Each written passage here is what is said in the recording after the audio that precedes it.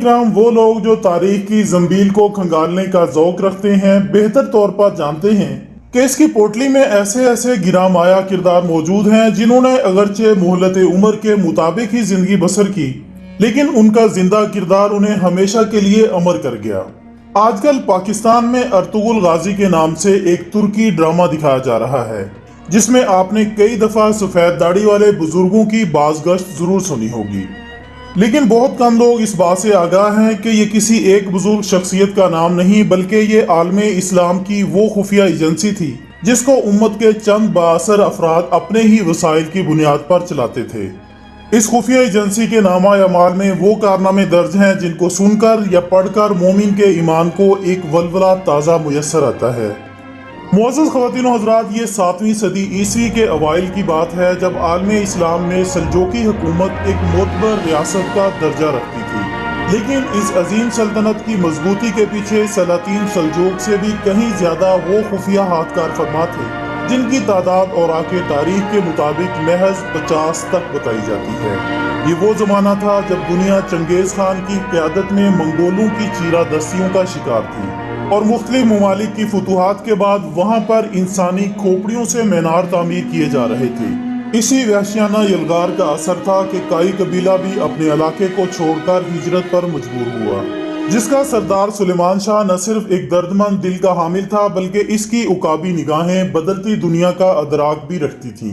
سو اس نے بروقت فیصلہ کرتے ہوئے اپنے قبیلے کا مستقبل محفوظ کرنے کے لیے ترک وطن کو ترجیح دی۔ اس دور میں سفید داڑھی والوں کے نام سے موسوم یہ تنظیم، جس کا ابتدا میں نشان ایک بھیڑیا تھا، سلجوقی سلطنت کی نہ صرف رہنمائی بلکہ اخلاقی مدد میں بھی مصروف تھی۔ تاریخ کی شہادت کے مطابق اس تنظیم میں ایسے افراد شامل تھے جو اپنے اعلیٰ کردار کی بدولت ترکوں کے تمام قبیلوں میں احترام کی نگاہ سے دیکھے جاتے تھے۔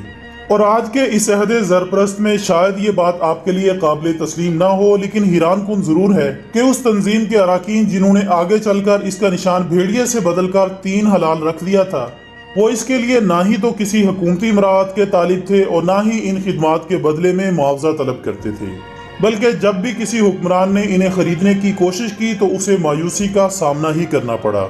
یہ لوگ اپنی جیب سے خرچ کر کے اس تنظیم کی روح کو زندہ رکھے ہوئے تھے۔ جب کائی قبیلے کے سردار سلیمان شاہ کا پوتا عثمان سلطنت عثمانیہ کی بنیاد رکھ رہا تھا تو اس 3 ہلال رکھنے والی اس خفیہ ایجنسی کی ہمدردیاں بھی اس کے ساتھ مخصوص ہو کر رہ گئی،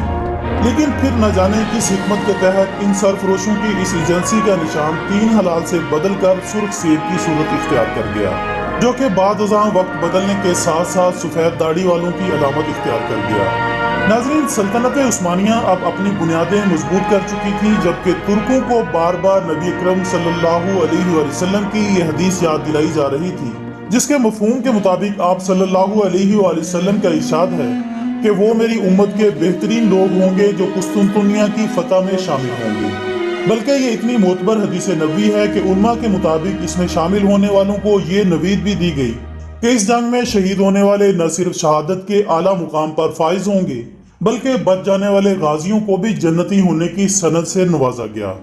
سو عثمانی خلیفہ مراد نے اس مقدس جماعت میں شامل ہونے کے ارادے سے رومی سلطنت کی اس نشانی یعنی قسطنطنیہ پر حملے کا ارادہ کیا، لیکن اس موقع پر بدقسمتی سے اس کے اپنے ہی بھائی مصطفیٰ کی بے وفائی اس کی راہ کی رکاوٹ بن گئی اور وہ اس عظیم مشن میں کامیاب نہ ہو سکا۔ لیکن یہ مارکہ ان کی وفات کے بعد ان کے ہونہار بیٹے سلطان محمد ثانی، جن کو سلطان محمد فاتح کے نام سے یاد کیا جاتا ہے، انہوں نے اس کار عظیم کا قصد کیا اور پھر چشم فلک نے دیکھا کہ دنیا کا مضبوط ترین یہ شہر سلطان محمد فاتح کے جواں جذبوں کا مقابلہ نہ کر سکا اور بالآخر اس شہر کی مضبوط دیواریں عثمانی تلواروں کے سامنے ڈھیر ہو گئیں۔ اس میں کوئی شک نہیں کہ اس فتح میں سلطان محمد فاتح اور اس کی جواں ہمت فوج کا کردار بھی قابل تحسین ہے، لیکن اس کردار کی تعمیر کرنے والی اصل قوت وہی تھی جو وقت کے ساتھ ساتھ مختلف ناموں کے ساتھ نہ صرف امت کی خدمت بلکہ سلاطین وقت کی ذہنی تربیت میں بھی مصروف رہی۔ اگرچہ بعض ناقدین نے یہ اختلاف بھی کیا ہے کہ ان صاحبان کردار کا تذکرہ تاریخ میں بہت کم ملتا ہے، لیکن سوال یہ پیدا ہوتا ہے کہ کیا پردے کے پیچھے رہنے والے یہ کردار جن کو ان کے مخصوص کردار کے ساتھ تاریخ کی مختلف کتابیں تسلیم کر چکی ہیں، ان کی تصدیق کے بعد ان پر یہ اعتراض کرنا کتنا بامعنی تسلیم کیا جا سکتا ہے؟ ناظرین گرامی، اس کے علاوہ ان اجلے کرداروں کی اہمیت کو کم کرنے کے لیے ایک اور اعتراض بھی اٹھایا جاتا ہے کہ بھلا یہ کس طرح ممکن ہے کہ صرف 50 بارش بزرگوں کا یہ گروہ بغیر کسی ریاستی معاونت کے اتنا بڑا کردار ادا کر سکے جو کہ اس عظیم شہر کی فتح کا حقیقی سبب بن جائے۔ لیکن شاید اس بات کی طرف ان کا دھیان نہیں گیا کہ یہ چند ایک روشن ضمیر نہ صرف ترکوں کے تقریباً سبھی قبیلوں میں عزت و تکریم کی نگاہ سے دیکھے جاتے تھے، بلکہ ان قبیلوں میں بھی اس فکر کے حامل افراد موجود تھے جو ان کی آنکھوں اور زبان کا کردار ادا کرتے تھے، اور سب کے سب ان کے اس مقدس مشن کے لیے ان کا ساتھ دے رہے تھے۔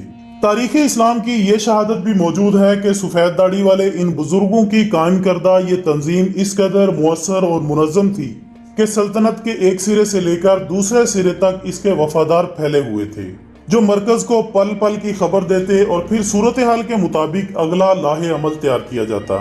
معزز ناظرین، یہ سال تھا سن 653 عیسوی کا، جب اس تنظیم کی برپا کردہ تحریک کے نتیجے میں قسطنطنیہ کی دیواروں پر پرچم اسلام لہرا دیا گیا۔ لیکن اس کے بعد یہ لوگ کہاں گئے؟ انہیں زمین نگل گئی یا آسمان کھا گیا؟ تاریخ اس بارے میں خاموش ہے، بلکہ بعض مورخین کی رائے جو کہ اندازوں پر مبنی ہے کے مطابق قسطنطنیہ کی فتح کے بعد یہ لوگ کسی حکمت عملی کے زیر اثر زیر زمین چلے گئے تھے،